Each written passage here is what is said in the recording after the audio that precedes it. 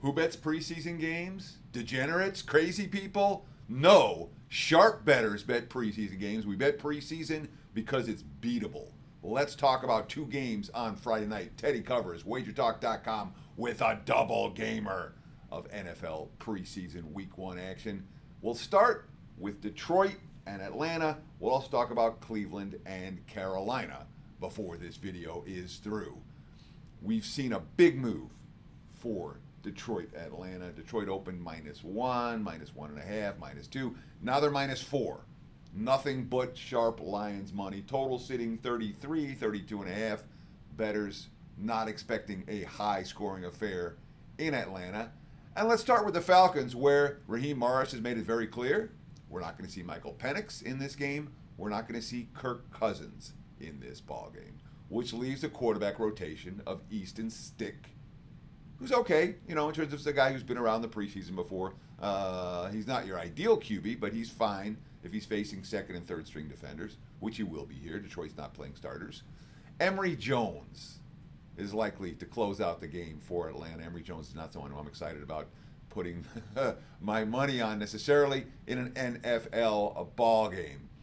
Raheem Morris also talked about the scrimmage between Detroit and Atlanta. His quote, "Well, we'll get a good feel after the scrimmage who needs what and what you can give somebody. You have some young guys who need to go out there and show some competitive things." Essentially, we're not expecting to see a whole lot of players that we're familiar with on the Atlanta sidelines. It's going to on the Atlanta in the game for Atlanta. What we are likely to see is the developmental projects, and obviously, when you're talking about betting in the preseason in a game one scenario, coaches are always evaluating depth. Raheem Morris, no exception to that general rule. When it comes to the Lions, however, it feels a little different. Now, look, Dan Campbell doesn't play starters in the preseason, so it's not like Detroit is likely to, play the guys that are going to be on the field week one at all in this ballgame. That being said, the Lions have a game under their belt. They played in the Hall of Fame game last week, and they were pretty awful in that contest. Certainly, in terms of taking care of the football, 5 turnovers in that ballgame. And the quotes coming after the game. Hendon Hooker talking about he was, quote, very disappointed in myself after the first game. Hendon Hooker playing for the backup job, and he's going to get the starting opportunity here. And Kyle Allen as well is going to get, and again, we're talking about 2 guys who've been in the system, not guys just learning the system this year, and 2 guys who have a game under their belts, neither of whom played well in that first game. That's advantage Detroit, big time, when it comes to this particular matchup. It really is. You have a motivation edge for the Lions because they stunk it up last week. Dan Campbell, quote, "You want to win the game. You also want to play really well, and we didn't do that." So that's the frustrating part of it. But like I said, we're going to learn from it. We're going to be able to coach off the tape, help some of these guys get better. That will serve us well. And I would expect us to play much better this next week, the guys that played in this game. Worth noting, the Lions 2-1 straight up in the preseason last year, 2-1 against the spread as well, 2-1 straight up NATS in 2023. So they have a pretty good track record under Campbell in August. They're motivated. They have the right QB rotation for this ballgame. And yeah, you're not getting the best of the number anymore. If you're betting on Fridays in the NFL, Thursdays or Fridays or Saturdays, you're likely not to be getting the best of the number for a lot of these games. That's why we try to put out plays early. And certainly in the preseason, where the Lions move like crazy, we try to put out stuff as early as we can, as long as the information warrants. So, yeah, I can only recommend the Lions here. Minus the 4. If you shop around, you can find 3.5. There's 3.5 at DraftKings and FanDuel right now. You can find them. But it's Detroit or pass for this better in the first of these 2 ball games. Before we talk about Cleveland and Carolina, I want to ask you guys one simple favor. If you like this type of analysis, hit that like button. Done. Thank you. Much appreciated. Comment below. Tell me what you think. Clearly, there are going to be some of you with differing opinions on these contests. I don't mind. It's okay to disagree with me. Let me know in the comments below what you think. And if you haven't done so already, what do we have? 210,000 who've now subscribed to the WagerTalk YouTube channel.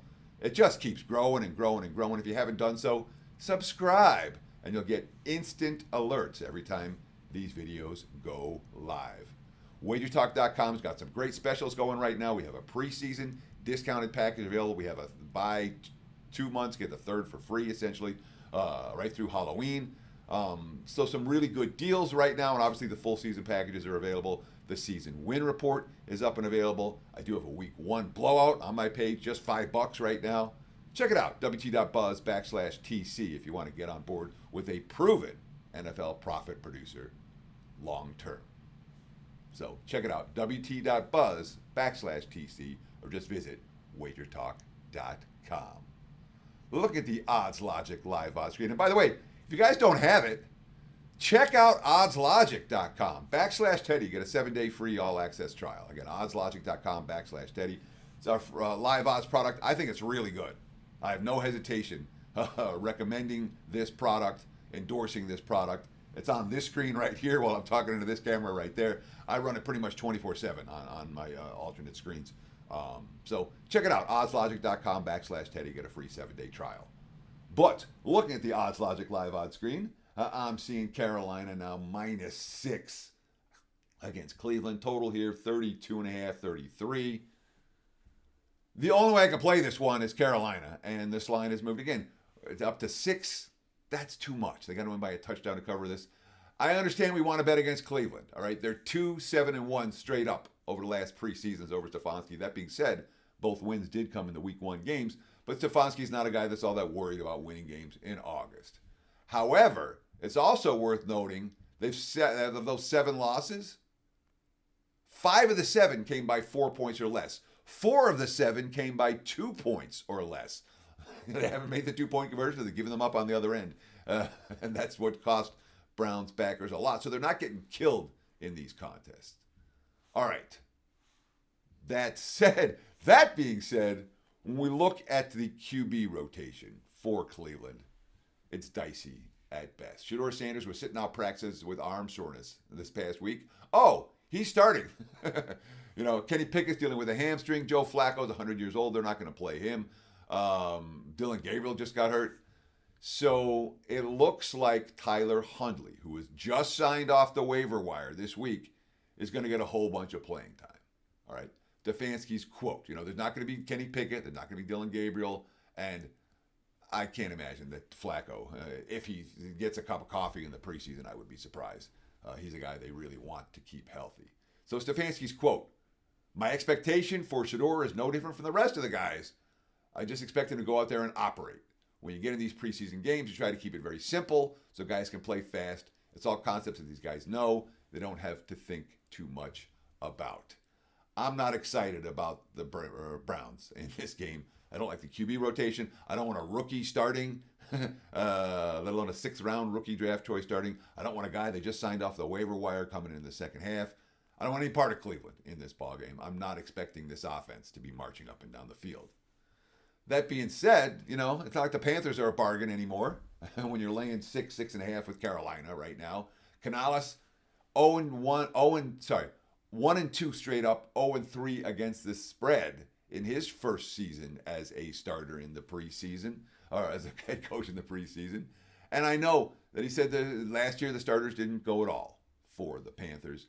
This year, Canales has said, yeah, Bryce Young's going to start, and we're going to see a little bit of action, 1 or 2 series against the Browns. I get that. Even with that scenario, you're still talking lots of Jack Plummer, lots of Ethan Gabers, lots of 3rd and 4th stringers for Carolina in the second half of this ballgame when the point spread is going to be decided. And I'm not convinced this offense is going to be clicking on all cylinders either. So what are we talking about? A really low total line that's moved too much for me to get involved with the favorite. I don't want the underdog. But which offense is going to click here? I say neither. I'm expecting field goals, not touchdowns. I'm expecting offensive struggles and not big plays and or extended drives. Put that together. What are we looking at?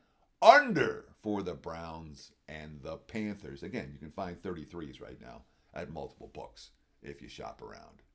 We appreciate the likes. Thank you. If you haven't done it, click that like button, the follows, the comments. Visit the website, WagerTalk.com. Visit my page, WT.buzz/TC, and have yourself a great betting night and a great betting weekend. Thanks for watching enjoy the games, and best of luck with all your bets. Cheers.